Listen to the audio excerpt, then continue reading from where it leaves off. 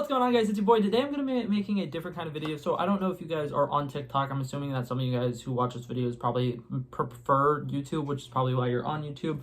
But today I'm going to be doing something based off of a TikTok trend. If you don't know the trend, basically, if you know how drafting works, like sports drafts, like NFL drafts, fantasy football drafts, stuff like that, you basically are trying to make a team of whatever the thing is. So for this like specific thing that we're doing, it'll be like, for example, like they would say like, oh, candy draft, and then you would try to make a team of the best candies. You pick one, the next person picks one, the next person picks one, whatever, until you've gone through the list and you each have a team of 5. I've been wanting to do this trend for a while, but I don't really have friends where I live, and I don't really have friends who would really be able to come and do this with me over the phone. So instead, what I'm going to be doing is I'm going to be making an undrafted team of famous famous drafts. So there's this There's this group of guys on TikTok. Their name is Breadbasket Official. If you want to go watch their videos, they have a lot of draft videos all over their TikTok. I'm going to be making a couple videos of these where basically I'm taking the results of their draft, and I'm going to pick a team based off of players that they did not pick in their draft, and I'm going to be trying to make my best to kind of try to make a team that would actually like be able to compete with those other teams. I feel like some of these are going to be a little difficult, but for the most part, I think I actually have done a decent job to kind of create my own team. I've made a list of all the undrafted people, and I'm going to be picking the teams. So starting off with the first one, they did a Sea Creatures draft. For the most part, I think that their draft is actually really solid. I think that for the most part, they did relatively good. There were a couple key points on here that I think were like solid L's. For one, eel going in the second round, I feel like an eel is not that popular of a thing, and that it definitely could have went to the 5th or 4th round. I personally think that actually is something that could have went undrafted. Another thing with the Barracuda, I think the Barracuda was number 3. I think that was a big L for that side. The right side of that board completely sucked. But like I said, sea otter draft. So basically what I'm going to be doing is sea otters. I meant to say sea animal draft. I'm going to use things that they did not do to try to make a team that I think can compare with those. So first off, I think that the major, biggest thing that got undrafted here that should have been drafted was jellyfishes. I don't know how the fuck you're doing a Sea Creatures draft and you don't pick jellyfishes. I think they're one of the most interesting underwater animals in general. They sting, so they have the electric side that, the stingrays that got drafted have, the eagles have. Overall, I think they're a lot cooler. On to number 2, this one is fully for symbolism. I feel like this is kind of going to be the face of the team, somebody who people are going to be like, oh my god, yeah, that one, I love that guy, and it's kind of going to be the reason people would want to come and, support this team. We're going with the koi fish. I feel like they're very symbolic. A lot of people have koi tattoos. They're very pretty fish. I think that they're really cool, really underappreciated. For number 3, this one I'm going full style. I think that this is just something that's fucking dope as hell, and I will always stand by this. I love these. These are the puffer fish. Fucking love puffer fish. They are so cool. I feel like when I first saw one in Minecraft or whatever, I got so fucking excited and I ate it immediately, and then it started to kill me, which kind of sucked. But for the most part, I think that they're really cute. They start off with little small things and then really cool. On to number 4. For number 4, we picked starfish. I feel like there's a lot of reasons why starfish probably didn't get drafted, and there's also a lot of reasons why I feel like it doesn't serve a lot of purposes. But I mean, Patrick Star is one of the most popular characters in an underwater related TV show. I feel like he deserves a lot of credit. The starfish from Finding Nemo is really cool as well, and I feel like overall they're very versatile, very defensive players. They're hard, and they, I feel like they'd have each other's back. And on to the last one. I don't know how these went undrafted. Maybe this was just not something that they counted. They didn't pick really any Antarctic animals. They didn't pick anything that would live in the colder waters, which I think was really, really interesting. But for my number 5 pick, I'm picking sea otters. I feel like they are the cutest sea creatures of all. I feel like you really can't even compete.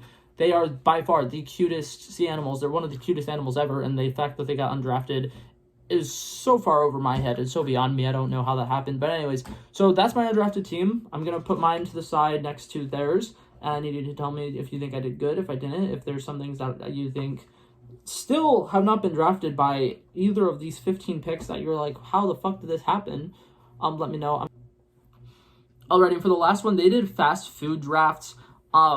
for the most part, I think that both of these teams actually did a really good job. They picked all the best ones off the board. Some things that I do want to go ahead and address, though. The guy on the right side of this one picked primarily regional things. He picked Raising Cane's, In-N-Out, both of which you really cannot get in most places in America. Like, it's not that common of a thing. And I feel like they should have picked things that you can get more all over the place. I feel like they really took a big L by not taking some things that are all over America. So for coming in at my first one, this one is a staple for me. This one for me, when I'm like, I'm going to go get fast food, this is a comfort meal for me. I absolutely love it. It's burgers, milkshakes, and fries. It's everything you could ever need. I'm talking about Sonic Drive-In. I love the drive-in vibes. I love the fact that you can just go park your car, whatever, place the order, and then it's as easy as just getting your food, going home. Or you can go through the drive-thru as well. Like, it's plenty of options, but I just feel like a place that has really good burgers, milkshakes, it has it all, like, honestly. And they even have really good, like, fried chicken platters, all that stuff, really, really good. For these guys, the first couple of rounds, they picked really good chicken places, and then they kind of, like, went away from that trend, and I feel like they both kind of missed out on one of the best chicken places, in my opinion. Zaxby's, really, really good chicken tenders. They have full chicken style plates with fried chickens and platters and stuff like that with good coleslaw, all the good stuff that you think about when you want southern chicken. The Zax sauce is relatively good. The seasonings that they put on their fries is fucking amazing. I love it. Overall, I think Zaxby's is a solid pickup here. Number 3, this one I was debating on putting because I'm not entirely sure if people will consider it a fast food place. So I'm considering it a fast food place. I'm talking about Chipotle.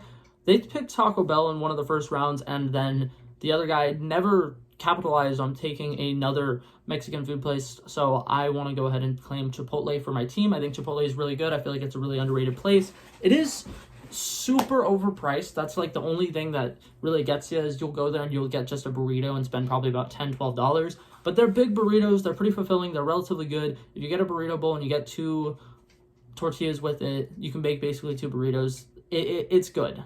I think that it's really fresh. All the food that comes with it is relatively good. Definitely worth the wait. On to number 4. My number 4 and 5 here are kind of a little different. They're a little out there, and some of you guys are probably gonna be like, fast food, you picked these things? How did you get here, right? I'm just gonna go ahead and say it. I personally am a huge fan of this place. I feel like a lot of people go to this place, not necessarily on a daily basis, but they go here often enough that it's considered a fast food place and that it really deserves credit where credit is due. I'm picking Dunkin' for my number 4 spot. Absolutely love Dunkin' Donuts. I know a lot of people who cannot function without their Dunkin'.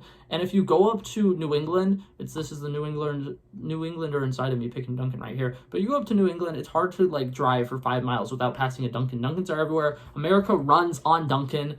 I'm taking it. I feel like it's really a good staple. And they have good breakfast foods, donuts, munchkins, everything you could want. Dunkin' Donuts has it. I'm going there. And then for number 5, this one's a little bit dysfunctional, but I'm going Little Caesars.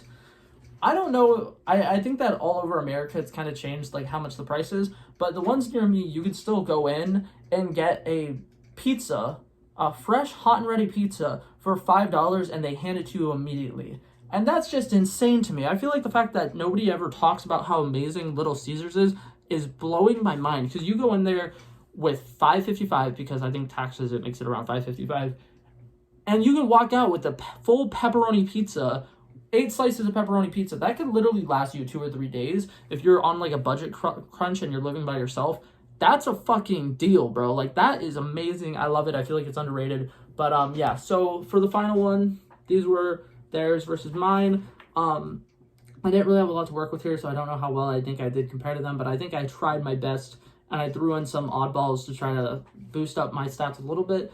But yeah, so that's all I got for this video. Hopefully you guys enjoyed this. I'm planning on doing a couple more of these, but that's it for this video, guys. So I love you, and I'll see you guys in the next one. Peace out.